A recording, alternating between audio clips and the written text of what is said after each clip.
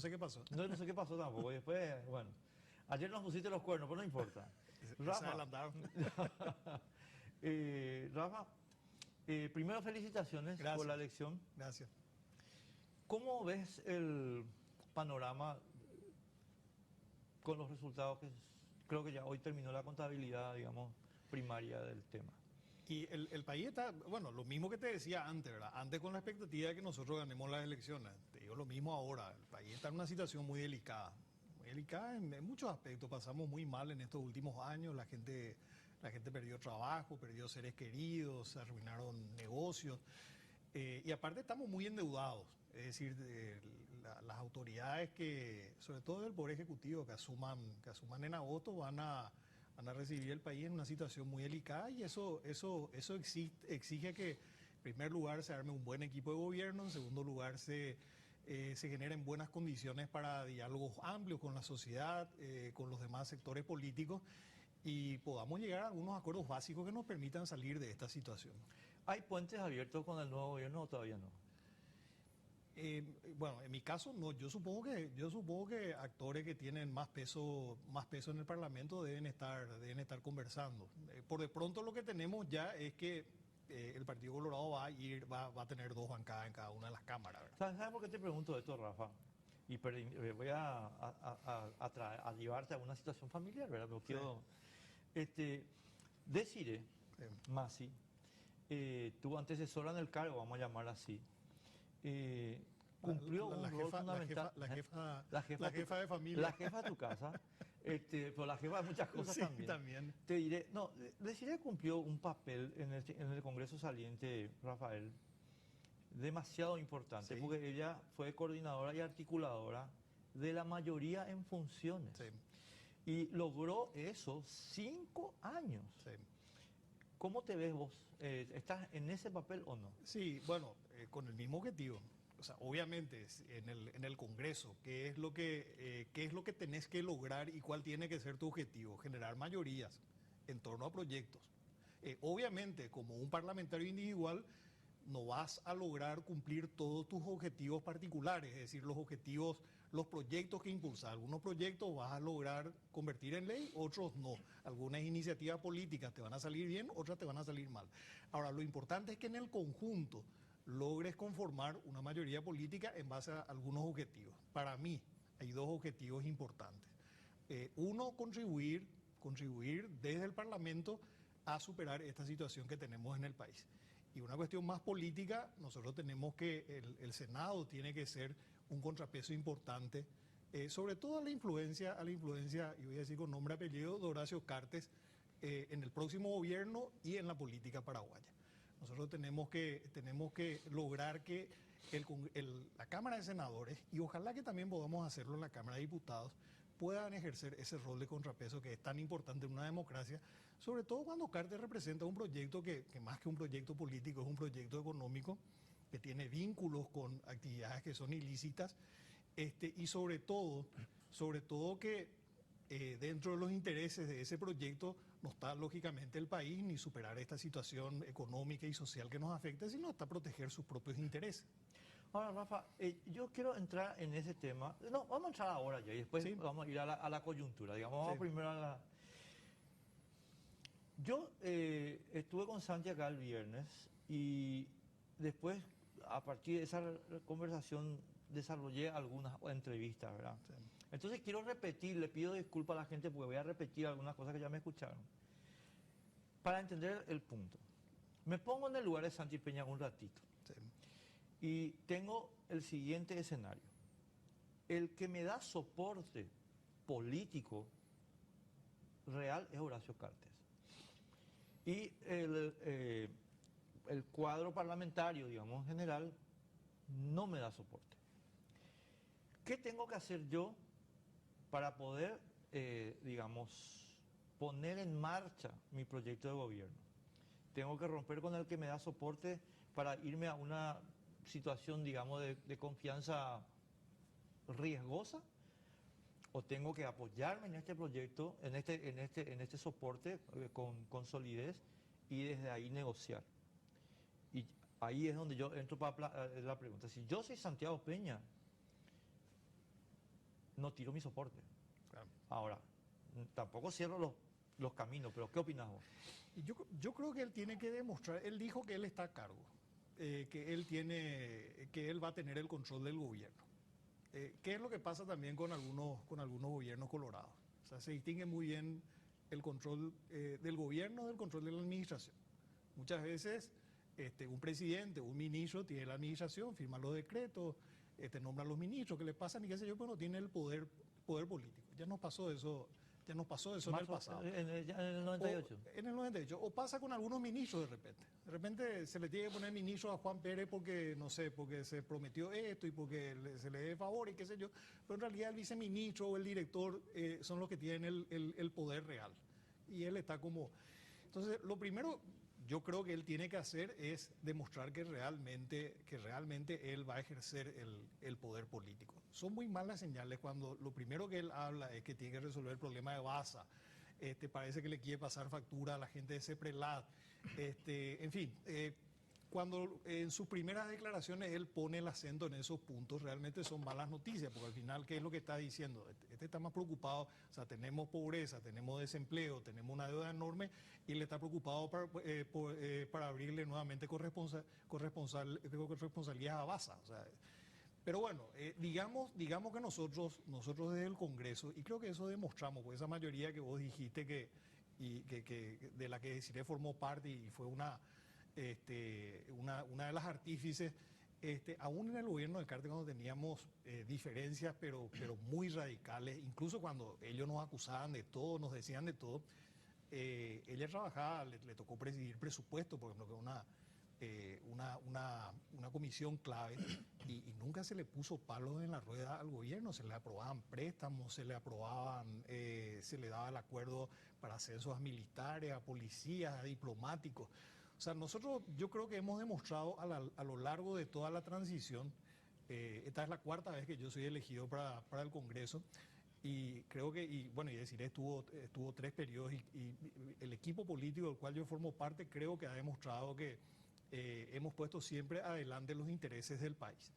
Y lo vamos a hacer de nuevo, yo por lo menos lo voy a hacer de nuevo. Yo estoy conversando con mis colegas de la oposición, estoy conversando con algunos colegas también del Partido Colorado, a quienes conozco y con quienes tengo una amistad, y ojalá que podamos armar una mayoría política que, por un lado, como te digo, contrarreste esa influencia perniciosa que tiene Cartes y sus actividades delictivas, pero por otro lado también pueda atender puentes, porque el país necesita respuestas a sus problemas. No, yo creo que yo no me voy a bajar de ninguna de las críticas que le hice a Santi durante toda la campaña, ¿verdad?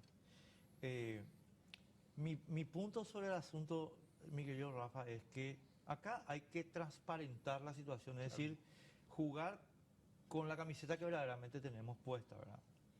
Entonces yo doy por sentado, digamos, en el análisis de situación, que el gobierno de Santi expresa el poder político de Cartes. O sea, eso es mi presupuesto, doy por sentado. Ahora, sobre esa realidad fáctica, digamos, sin embargo, hay que construir cosas. Por supuesto. ¿Verdad? El punto nomás es que creo que la vigilancia tiene que... Mira lo que te voy a decir, pero esto sí, obviamente son ustedes los que van a tener el poder de hacer o no, ¿verdad? Yo lo que creo que la vigilancia central acá tiene que estar en que no se deteriore la calidad institucional, que ya es precaria, ¿verdad? Nosotros tenemos una democracia de muy baja calidad. De hecho, caímos de democracia débil a sistema híbrido, según The Economist, que es una de las fuentes. Pero te puedo citar 5 más. O sea, yo te cito The Economist, pero te puedo citar 5 más. Y en general varios países más cayeron, así que no es una cuestión contra Paraguay. Pero más allá de eso hay cuestiones objetivas. Un alto porcentaje del país, según la última encuesta que vi de Latinobarómetro, un 95% considera que en este país se gobierna para una pequeña élite y en detrimento de las mayorías. Y eso se compadece también con las cifras de pobreza, de desempleo, de exclusión. O sea, A ver, tenemos tantos problemas que nosotros no podemos estar 5 años sin dar una respuesta. Por más de que estemos muy enfrentados, que representemos modelos totalmente opuestos, que para mí Peña represente todo lo contrario a lo que necesita este país. Con todo eso vamos a tener que cohabitar políticamente, algunos desde el Congreso, otros desde el Ejecutivo, y vamos a tener que tratar de encontrar soluciones o caminos para ir mejorando la calidad de vida de la gente. Ese es el desafío que tenemos. Yo me estoy apretando la nariz, ¿saben por qué, estimado amigo? Porque estoy a punto de estornudar, así que lo digo con claridad.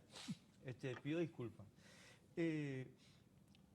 ¿Sabes lo que...? Sí, Rafa, hasta ahora estamos de acuerdo en la presentación de la situación, ¿verdad?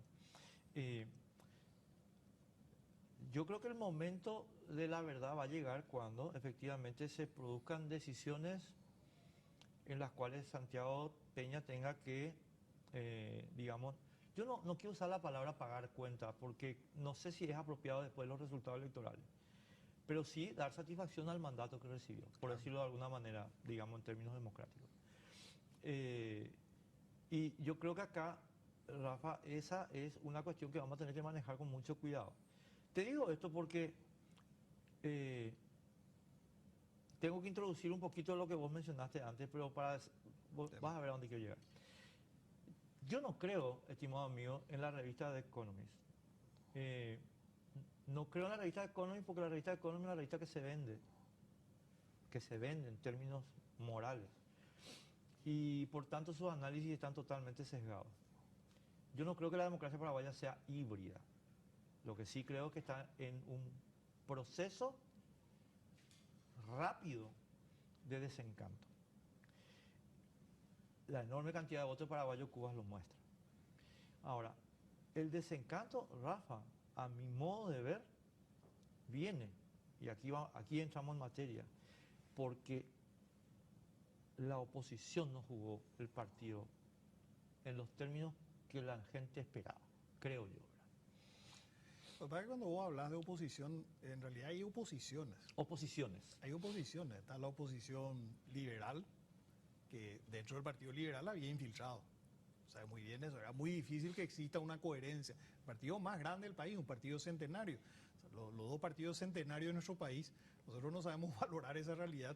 Los dos partidos centenarios de nuestro país están entre los partidos más antiguos del mundo. Sí. Si contamos los partidos que siguen vigentes, qué sé yo, el Partido Demócrata de los Estados Unidos, el Partido Socialdemócrata Alemán, están entre, qué sé yo, unos pocos partidos que siguen vigentes. Y bueno, y lastimosamente esos partidos tradicionales, uno está colonizado por Cartes y el Partido Liberal estuvo infiltrado. O sea, era muy difícil mantener una línea cuando una parte de tus parlamentarios estaban entregados, por ejemplo, al cartismo. Después está el tercer espacio, que a nosotros nos golpeó mucho, por ejemplo, que Lugo no nos pueda, que por razones de salud no pueda estar en este último periodo. Yo no sé si, y acá estoy especulando y voy a decir un disparate, algo que puede sonar más que un disparate apresurado, ¿verdad? Pero yo no sé si Payo hubiese crecido tanto, por ejemplo, si Lugo hubiese hecho campaña con nosotros.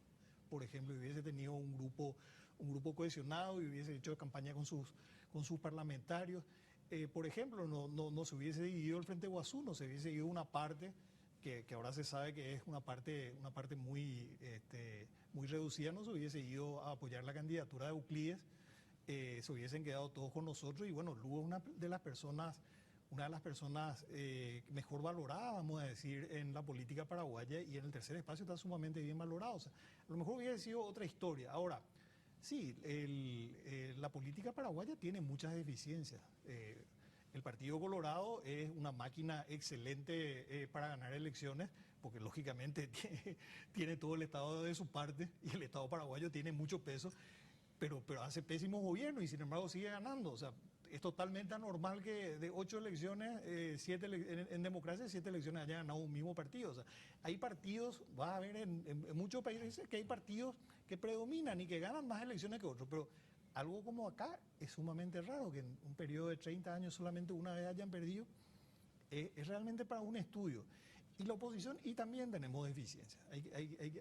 Por supuesto que tenemos deficiencias. Y por supuesto que tenemos que trabajar mejor. Y ojalá que trabajemos mucho mejor en este periodo. Ahí, Rafa, entramos en materia. Y Sí. acá yo quiero plantearte un poquito la crítica que yo estoy haciendo desde el domingo a la noche, pero particularmente después de los mensajes de Efraín con respecto a Paraguayo-Cuba. Y anoté 3 cosas que quiero recordar para que vos puedas contestar. Yo creo que, Miguel y Rafa, acá la gente tiene una percepción pobre y además cada vez más pobre de la gestión de las oposiciones, como vos decís, porque se trabaja con mucha irresponsabilidad, Rafa, y se trabaja sin instituciones. Por ejemplo, Efraín, y yo no te voy a pedir que hables de Efraín, quiero ponerlo como ejemplo para que vos hagas la... Efraín hace un pronunciamiento el lunes 1 de mayo con respecto a la situación electoral sin ningún dictamen de ningún apoderado informático del Partido Liberal Radical Auténtico, ni de la Concertación, ni de ningún partido de la Concertación. Es decir, hace un dictamen por su cabeza, por sí y ante sí, sin ningún mandato institucional ni de la Concertación ni del PLRA. Y en base a su cabeza, y solo su cabeza, sin ningún dictamen, dice que en nuestro país hubo fraude, cuando que la evidencia técnica y científica y legal es que no hubo ningún fraude. Primera cuestión. Segunda cuestión. Rafa, la operación Lugo fue una estafa. Y lo voy a decir con mucho respeto para Fernando Lugo. Pero nosotros se lo dijimos en público, en privado, en radio, en televisión a Efraín y al Frente Guazú. Señores, ustedes no pueden usar a una persona claramente incapacitada como gancho de campaña, porque ustedes creen que el pueblo paraguayo es estúpido y no es estúpido. Es más, la gente se ofendió con haber usado a un señor incapacitado como gerente de campaña. Y tercera y última cuestión, también creo, mi querido Rafa, y esto no le concierne al PDP, porque ya me agarré con decir este cuento, esto que voy a decir no le concierne al PDP, porque yo creo que el PDP es una estructura que tiene significancia electoral incluso. No se puede decirle al país que vos estás en una concertación con 28 organizaciones de fachada. O sea, son 3 elementos que le dicen al país, señores, ustedes no son serios. No, pero, con relación a lo último, lo primero, lo lo de Efraín, yo te iba a decir, yo no le escuché decir que hubo fraude de una manera categórica. Yo le escuché decir, por lo menos las declaraciones de él que yo escuché y lo que conversé con él, porque además estuve con él el domingo, Sí, estuvimos sí. juntos mientras recibíamos y él se cuidó mucho de recibir. Es que hasta el domingo estuvo perfecto. Claro, es que se cuidó mucho de recibir toda la información del TREP. Nuestro TREP coincidía con el TREP de la justicia electoral, qué sé yo, con diferencias mínimas de rapidez y qué sé yo. Así que, pero había, y te digo, hasta este momento nos siguen llamando, qué sé yo, candidatos que no están conformes con los resultados y todo lo demás. Entonces, ¿qué es lo que dijo Efraín? Habiendo una situación de desconfianza, pues no es por lo que dice Payo como dicen la gente, que nuestra misma gente nos llamaba a reclamar. A mí me llamaron a reclamar muchos compañeros y compañeras. Y en los chats en los que estamos y qué sé yo, reclamaba. Él lo que planteó es un esfuerzo más para dar tranquilidad. Yo le escuché decir muchas veces dar tranquilidad. O sea, nosotros no tenemos evidencia de que haya habido fraude. No tenemos evidencia y yo personalmente creo que los resultados que se van a juzgar y que se van a terminar proclamando van a ser los mismos que dio el domingo. Yo personalmente creo eso. Pues hay gente que no cree. Entonces nosotros, ¿qué es lo que podemos aportar? Podemos decir, bueno, hagan un esfuerzo más, para que esto sea transparente y para que mañana nadie diga, como dijo Valdo Domínguez en su momento, que la urna esto, que la urna lo otro. Y se terminó frustrado. Mira que yo soy un defensor del voto electrónico. Tengo mis reconozco las complejidades del voto electrónico. Yo fui uno de los defensores en el 2000, en el 2006, 2007, cuando, no me acuerdo si fue en el 2007 que se terminó suprimiendo. Muy a mi pesar, nosotros estábamos trabajando con otros... Eso, claro, fue la elección después de Castiglioni. Después Sí. de Castiglione, nosotros estábamos trabajando con varios colegas para establecer mejores controles de la urna que en ese momento era prestada, la urna electrónica que era prestada por el Brasil. O sea, a los sectores que no tenemos estructura, nos conviene, nos resulta más fácil auditar el voto electrónico que auditar miles de mesas donde no tenemos equipo. O sea, yo no soy el que voy a hablar mal del voto electrónico, sencillamente planteo el problema. Y con relación a Lugo, mira que nosotros nos cuidamos mucho. Efraín se reunió varias veces con él. Hay varias fotos de, Sí, de Efraín he visto, visitándole. he visto. Efraín nunca publicó fotos con Lugo, él se cuidó mucho de hablar del tema de Lugo, justamente por respeto a su condición de salud. Por eso, ahora, con relación a lo último que dijiste, en primer lugar, si vos ves, sí, hay sectores políticos y sociales que sumaban 40 y muchas veces vos decís, bueno, pero ¿qué caudal tienen esos sectores? Pero vos te pones a mirar y tenés partidos políticos, movimientos, organizaciones sociales, no sé, que de repente te suman 2.000 votos, 1.000 votos, 3.000 votos, pero sumás eso multiplicás eso por 40. O sea, Rafa, es que eso no pasó. pero no, fíjate en los resultados. Bueno, yo vi de aquellos a quienes, pero Hermo, por ejemplo, tuvo una votación interesante. Hermo tuvo 6.000 votos. Sí, es una votación Sí, interesante. no, pero Ahora, acá tengo anotado, si me permitís. tuvo, porque- tuvo casi como Kemper, que entró como senador. Claro, entre paréntesis después voy a decir una cosa sobre eso. Pero, Pero ajá. termino Sí, nomás. sí, sí. Mira, cuando nosotros empezamos, ¿cuáles fueron nuestros objetivos? Que esté el Frente Guazú, que estemos nosotros, que teníamos representación parlamentaria, que esté Hagamos, que esté Patriaquería, y esos sectores entramos. O sea, nosotros empezamos la concertación logrando que todos esos sectores, y ahí no estamos hablando, en ningún caso estamos hablando de sectores sin estructura, sin experiencia, los sectores con representación parlamentaria y el Encuentro Nacional, los sectores con representación parlamentaria, entramos a la concertación. También entraron 40 sectores más, ¿verdad? Porque Lo que pasa es que la recibía... lista unificada, en la lista unificada, la lista 2, el único sector significativo son ustedes, o sea, el PDP.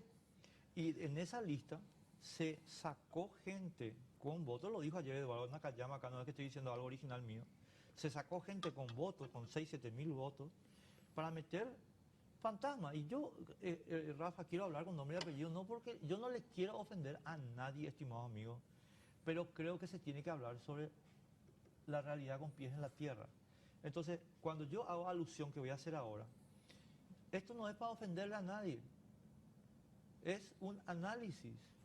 Y el que se enoja, bueno, se picha y se va, lo siento.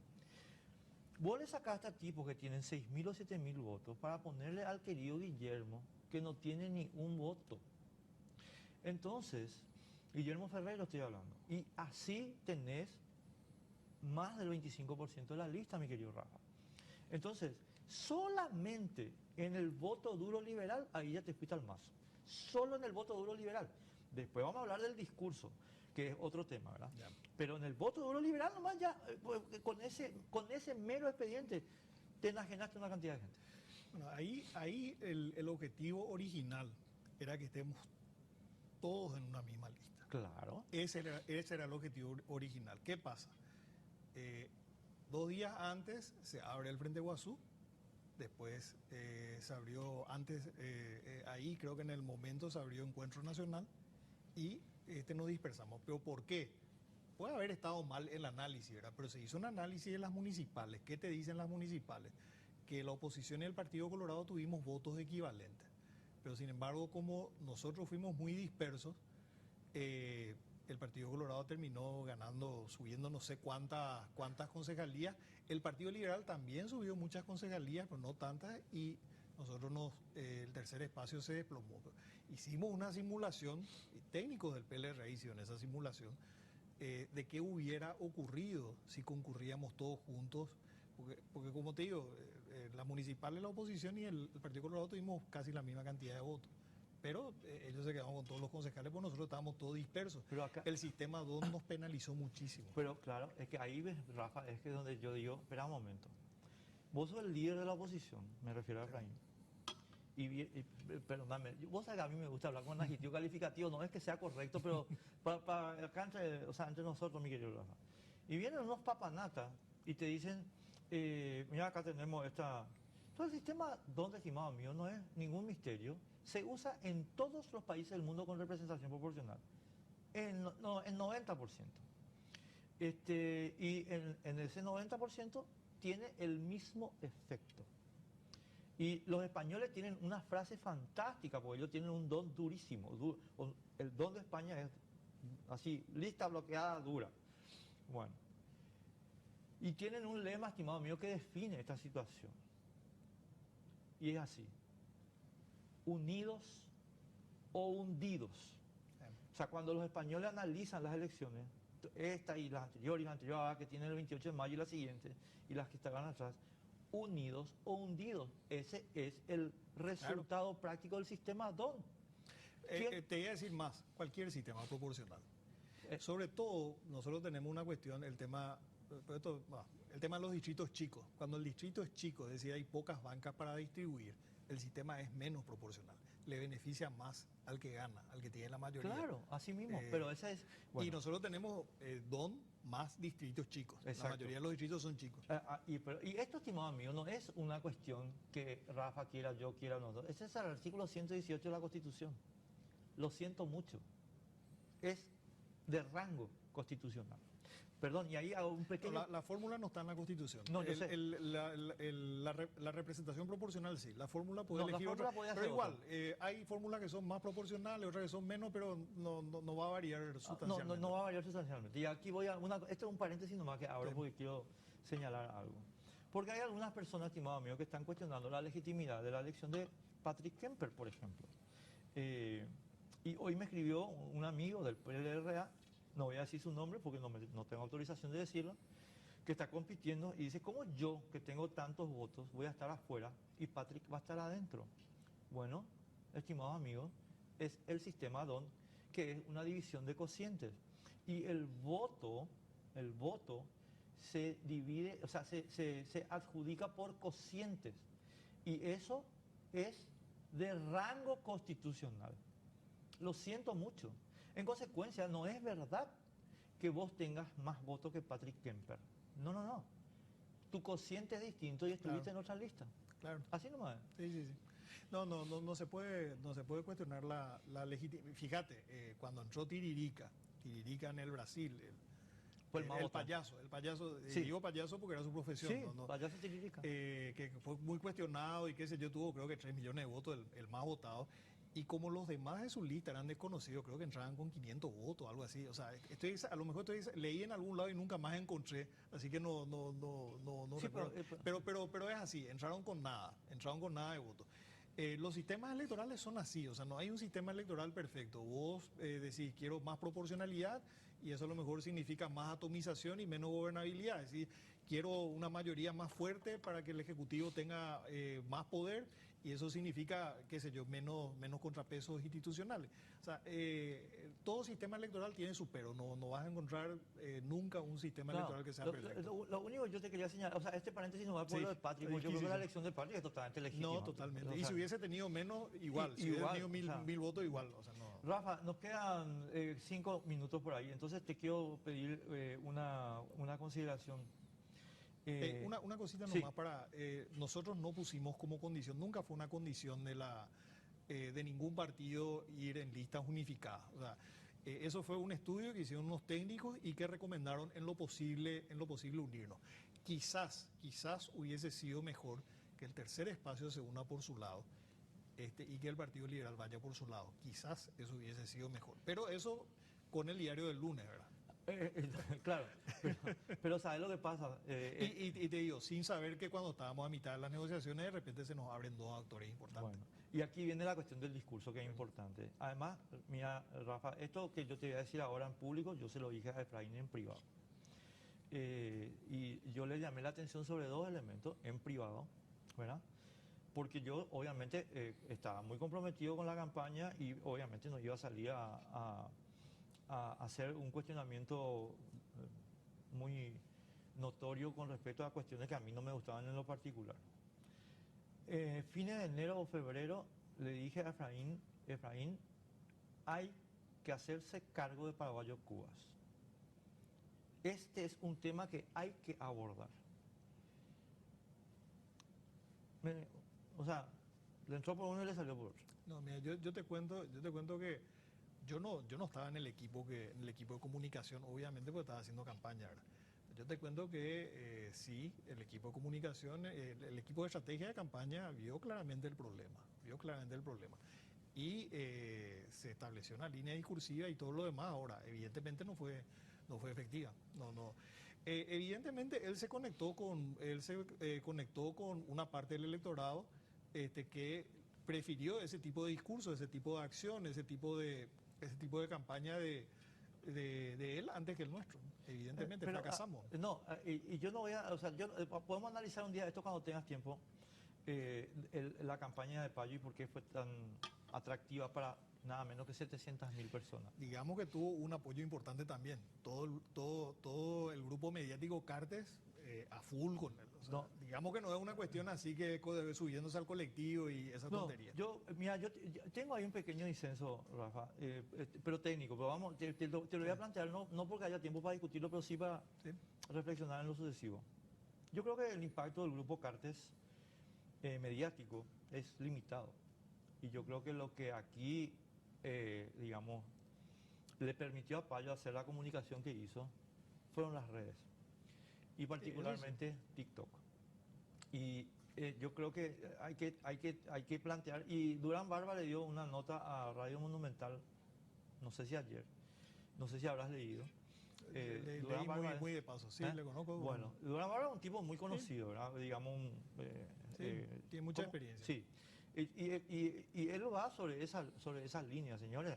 No, es que acá hubo una comunicación muy directa. Pero mi punto, Rafa, es que y a lo mejor no te va a gustar lo que te voy a decir, pero yo sí creo que el mensaje globalista que se emitió desde la concertación fracasó rotundamente. Y de hecho, estas 700.000 personas derivaron a la derecha, porque Payo es un candidato nazi, es un candidato de la dictadura, es un candidato que reivindica la concentración del poder. Es decir, acá hubo un movimiento a la derecha. Y eso tiene una explicación. No le gustó a la gente el mensaje globalista de la concertación. A ver, yo no sé cuáles eran los ejes de la campaña. Nosotros apelamos mucho a la bandera paraguaya. Yo sé que eso generó molestia, pero la gente se iba también a los actos con su bandera liberal y con su bandera del Encuentro Nacional. Lo del Encuentro Nacional, por ejemplo, se iban todos vestidos de amarillo. O sea, no es que la gente pero decíamos, sí, tenemos que apropiarnos de la bandera. Nos apropiamos de la idea de familia, porque hay gente que se quiere apropiar, o sea, digo, nos apropiamos en el sentido comunicacional y en el sentido programático, ¿verdad? De cómo están las familias paraguayas, padecen en materia de salud, en materia de educación y qué sé yo. O sea, yo no creo que nuestra campaña, o sea, que nuestra campaña haya sido una campaña ajena al debate que le interesa al país. Lo que creo es que la sociedad paraguaya, la gente que quería cambio, tenía modelos distintos. Y fíjate nomás, estos resultados son muy parecidos a resultados de elecciones anteriores donde la oposición fue dividida. Por ejemplo, la Hino Caballero Vargas. Más parecido, Yoyito Franco, Pedro Faúl. Y así también cuando ganamos fue cuando Oviedo le dividió votos al Partido Colorado. No, desde el punto de vista... no sé, para mí es muy irresponsable de mi parte, y sobre todo porque soy parte de esto, ¿verdad? Soy parte de este fracaso, ¿verdad? Porque no logramos el objetivo. Hicimos un gran esfuerzo y creo que Efraín fue un gran candidato, pero no logramos el objetivo. Así que fue un fracaso, obviamente, y fue un fracaso de todos los que tuvimos. A lo mejor muy apresurado, no es a lo mejor, es muy apresurado sacar conclusiones. Ahora coincido plenamente contigo en que nuestro mensaje falló Y mucha gente que votó por Paraguayos Cuba tendría que haber votado por nosotros. ¿Sabes lo Y que nosotros pasa? no le pudimos llegar. Rafa, yo te digo, o sea, yo te voy a dejar la última palabra, pues déjame decirte esto, Sí. te juro que tenemos que irnos. No, Rafa, acá hay una situación nueva que es peligrosísima. ¿Sí? Ni Fadul ni Caballero Vargas son nazis, Payo Cuba es nazi. Y este es la Te primera voy a vez. apuntar, nomás, y no importa si nos quedamos sin tiempo. Tenemos 2 proyectos autoritarios en Paraguay. Cartes y Paraguayo Cuba. Y en el medio estamos nosotros. Digo nosotros transversalmente, estamos liberales, estamos independientes, están colorados en el medio y tenemos que ver cómo hacemos para salir de esta. Yo te voy a decir algo que se va a enojar mucha gente, porque te voy a decir, no, el proyecto Paraguayo Cuba es la reivindicación más abierta que se ha hecho de la dictadura en toda Sí, la historia de la democracia. Totalmente. Entonces hay que tener mucho Un cuidado. discurso que llama a la violencia. Y él mismo lo asume, o sea, no es una cuestión por la cual se tenga que sentir descalificado, porque él mismo Pero hay 100 videos. se ufana de eso, ¿verdad? Que va a fusilar gente. No lo va a hacer porque no lo hizo nunca, ¿verdad? Pero de esa manera quiere llegar. Eso decían de Hitler, ¿eh? Sí, tenés razón. Pero de esa manera llega la gente y cuando vos llamás a la violencia, bueno, yo me acuerdo cuando decían algunos correrán ríos de sangre y corrieron ríos de sangre. O sea, hay que tener mucho cuidado con eso. Rafa, gracias por estar con nosotros.